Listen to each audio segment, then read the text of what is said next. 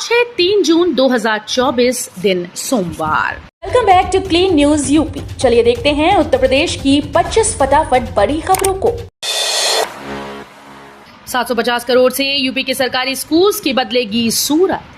उत्तर प्रदेश के राजकीय विद्यालयों की सूरत 750 करोड़ रुपए से सुधारने की योजना है। प्रोजेक्ट अलंकार के तहत शैक्षणिक सत्र 2024-25 में स्कूल्स के वृहद और मरम्मत कार्यों के लिए माध्यमिक शिक्षा विभाग ने शासन से 750 करोड़ की मांग की। बजट मिलने के बाद जिलेवार स्कूल्स को रुपए ट्रांसफर किए जाएंगे। लक्ष्य रखा गया है कि जिन राजकीय स्कूल्स में बाउंड्री नहीं, उन सभी को इसी सत्र में बाउंड्री से सुरक्षित कर दिया जाए। यूपी की महिलाओं को बड़ा लाभ। इस योजना के तहत मिलेंगे 3,000 रुपए। यूपी की महिलाओं को बड़ा लाभ मिलने वाला है। केंद्र सरकार की योजना के तहत महिला समूह को अब 3,000 रुपए दिए जाएंगे। दरअसल छोटे निकायों में लोगों को स्वच्छ जल के बारे में जागरूक करने के लिए अमृत 2 में महिला मित्रों को रखा गया है। केंद्र सरकार की इस योजना के तहत अब इनको 7 दिन के अंदर मानदेय दिया जाएगा। नगर विकास विभाग ने इस संबंध में निकायों को निर्देश भेज दिया है। एलएलबी की प्रवेश परीक्षा में पूछेंगे लीगल एप्टीट्यूड के सवाल। इलाहाबाद विश्वविद्यालय के शैक्षिक सत्र 2024-25 में एलएलबी समेत पीजी के अन्य पाठ्यक्रमों में दाखिले के लिए ऑनलाइन आवेदन शुरू है। आवेदन की अंतिम तिथि 5 जून है। एलएलबी की प्रवेश परीक्षा में 3 खंड में सवाल पूछे जाएंगे। प्रत्येक खंड में 50-50 प्रश्न होंगे। लीगल एप्टीट्यूड और रीजनिंग से 50 सवाल पूछे जाएंगे। एक ही दुकान पर नहीं बिकेगा पान मसाला और तंबाकू। यूपी सरकार ने लगाया प्रतिबंध। यूपी में एक दुकानों पर पान मसाला तंबाकू बेचने वालों के लिए बुरी खबर है। सरकार ने अब इस पर पूरी तरह से प्रतिबंध लगा दिया है। इस संबंध में सरकार की तरफ से एक नया आदेश भी जारी कर दिया गया। सरकार के इस आदेश के हिसाब से अब एक ही दुकान पर पान मसाला और तंबाकू नहीं मिलेंगे। ये दोनों उत्पाद एक स्थान पर बनेंगे भी नहीं और उनका भंडारण भी नहीं किया जा सकेगा। प्राइमरी शिक्षकों के अंतर जनपदीय ट्रांसफर पर लग सकता है ग्रहण। उत्तर प्रदेश के प्राइमरी शिक्षकों की अंतर जनपदीय तबादलों पर इस बार भी ग्रहण लग सकता है। स्कूल में गर्मी की छुट्टियां लगभग आधी समाप्त हो चुकी हैं और आचार संहिता के कारण तबादले को लेकर आवेदन के लिए पोर्टल भी अब तक चालू नहीं हो सका। ग्रीष्मावकाश के बाद 18 जून से स्कूल खुल जाएंगे, जबकि शासनादेश है कि सिर्फ गर्मी और सर्दी की छुट्टियों में ही शिक्षकों के तबादले हो सकते हैं। राष्ट्रीय छात्रवृत्ति परीक्षा में मुरादाबाद मंडल के बच्चों ने दिखाया दम। मिलेंगे 48,000 रुपए। राष्ट्रीय आय और योग्यता आधारित छात्रवृत्ति परीक्षा में मुरादाबाद मंडल के बच्चों ने दम दिखाया। सत्र 2023-24 के 709 सफल बच्चों के मुकाबले इस बार मंडल से 1,002 बच्चों ने छात्रवृत्ति के लिए सफलता हासिल की। आर्थिक रूप से कमजोर प्रतिभाशाली विद्यार्थियों के लिए राष्ट्रीय आय और योग्यता आधारित छात्रवृत्ति परीक्षा का आयोजन किया जाता है। इसके तहत राजकीय शासकीय सहायता प्राप्त और परिषदीय स्कूल्स के कक्षा 8 के विद्यार्थी परीक्षा देते हैं। अब कार से मेरठ जाना होगा और महंगा। 5 से 65 रुपए तक बढ़ेगा toll tax. Delhi Meerut expressway से दिल्ली देहरादून का सफर 2 जून की आधी रात से महंगा हो गया। 4 पहिया वाहनों के लिए 5 से 10 रुपए और भारी वाहनों का टोल 45 रुपए से 65 रुपए तक बढ़ जाएगा। National highway authority of India और टोल प्रबंधन कंपनी की ओर से इस संबंध में सूचना जारी कर दी गई। दिल्ली मेरठ एक्सप्रेसवे पर टोल रेट वैसे तो वित्तीय वर्ष के प्रारंभ से बढ़ाने का प्रावधान है, लेकिन लोकसभा चुनाव आचार संहिता के कारण इसे 1 जून तक के लिए स्थगित कर दिया गया था। डिग्री शिक्षकों को जल्द मिलेगी प्रोन्नति का तोहफा। प्रदेश के सहायता प्राप्त महाविद्यालयों में कार्यरत शिक्षकों की करियर एडवांसमेंट स्कीम के तहत होने वाली प्रोन्नति की प्रक्रिया शुरू कर दी गई। शासन के निर्देश पर उच्च शिक्षा निदेशालय ने सभी जिलों के लिए गठित होने वाली स्क्रीनिंग कमेटी के सदस्य नामित कर दिए। ये सदस्य स्क्रीनिंग कमेटी की बैठकों में हिस्सा लेकर प्रोन्नति प्रक्रिया संपन्न कराएंगे। अब हार जीत की बारी। चुनाव परिणाम में दिखेगा दलगत चुनावी तैयारियों का असर। लोकसभा चुनाव में किस दल को कितनी सीटें मिलेंगी, ये तो मतगणना के बाद पता चलेगा। इसके साथ ही ये भी तय हो जाएगा कि इस चुनाव में दलगत तैयारियों का कितना असर रहा। चुनावी तैयारियों को लेकर भाजपा सपा कांग्रेस ने अधिसूचना जारी होने के महीनों पहले से ही अपने अपने स्तर पर जमीनी तैयारियां शुरू कर दी। किसी दल ने बूथ प्रबंधन पर फोकस किया तो किसी दल ने अपने सांगठनिक ढांचे के बल पर रणनीति तैयार की। यूपी की सीट पर 72 साल में पहली बार होगा उपचुनाव या मिलेंगी पहली महिला सांसद। मुरादाबाद लोकसभा सीट पर भाजपा सपा के बीच हुई सीधी टक्कर में जनता का जो भी जनादेश होगा वो नया इतिहास बनाएगा।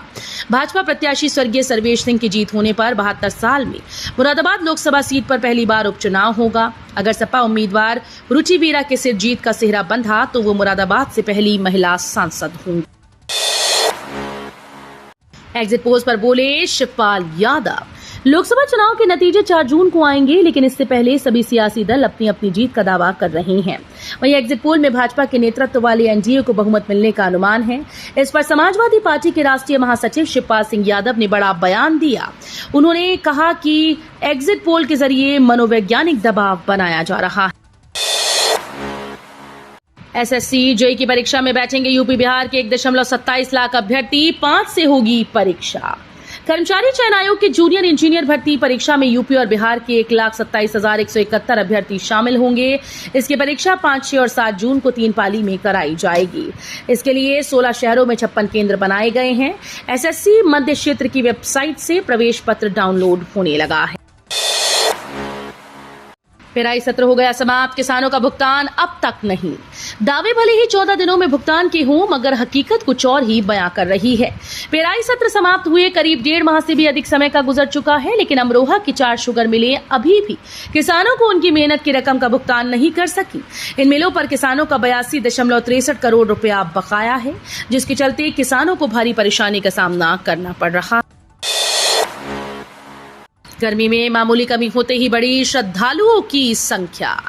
नौतपा में भीषण गर्मी के चलते अयोध्या में श्रद्धालुओं की संख्या घट गई थी। जैसे ही नौतपा का ताप कम हुआ, श्रद्धालुओं की संख्या फिर से बढ़ने लगी।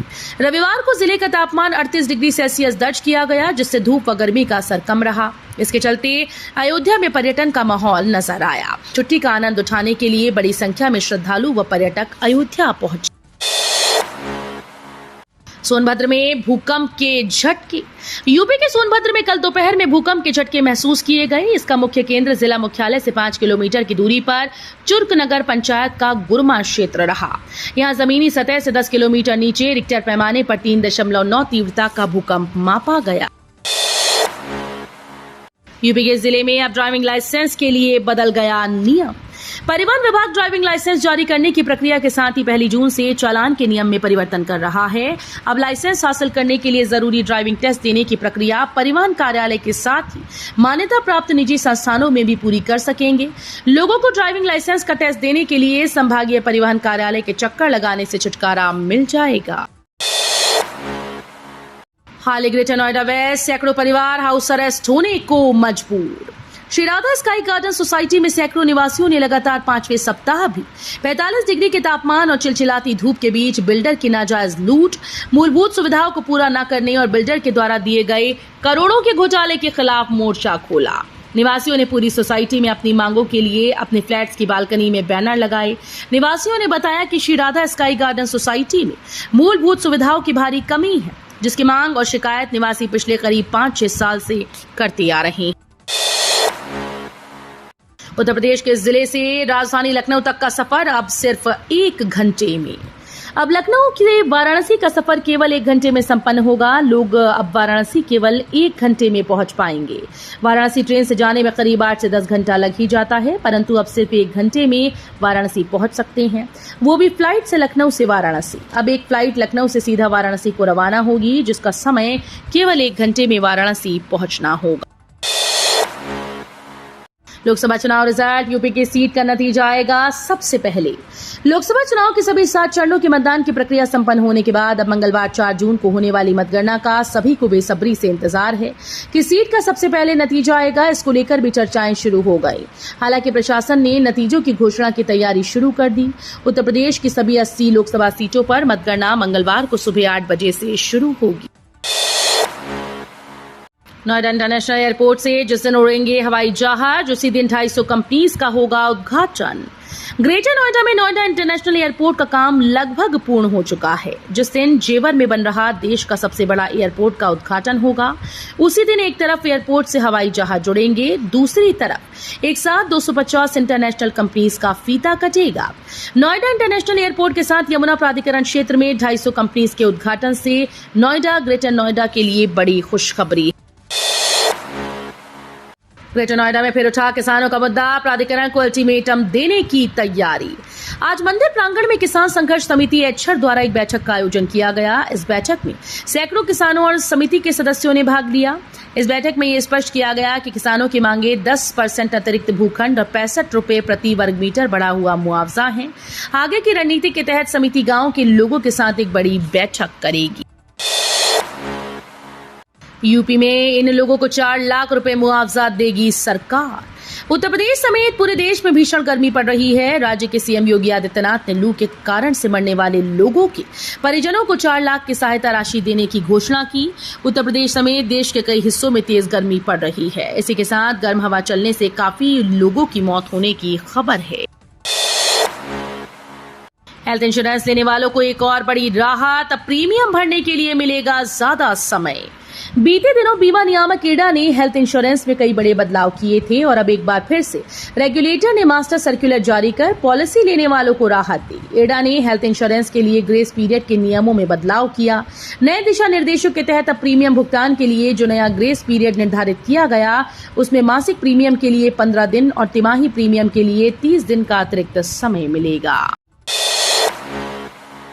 ईपीएफओ ने 7.5 करोड़ सदस्यों को दिया बड़ा तोहफा, अब ऑनलाइन होगा ये काम। पीएफ सदस्य लाभों का दावा ऑनलाइन करते हैं। ये एक मजबूत कंप्यूटर सॉफ्टवेयर एप्लीकेशन के माध्यम से संभव हुआ है, जो यूनिवर्सल अकाउंट नंबर में सदस्य के डेटा को मान्य करता है।